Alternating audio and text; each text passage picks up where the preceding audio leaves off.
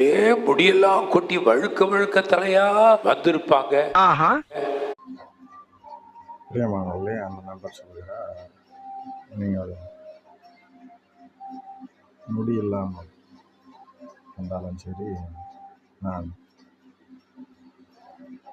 உங்கள் மீது ஊதினால் முடி வரும் என்று சொல்கிறார்.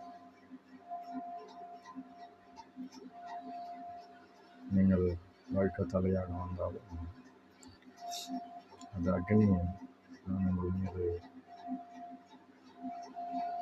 அக்னியாய் ஊதும்போது அது முடி முளைக்கும் என்று சொல்கிறார்.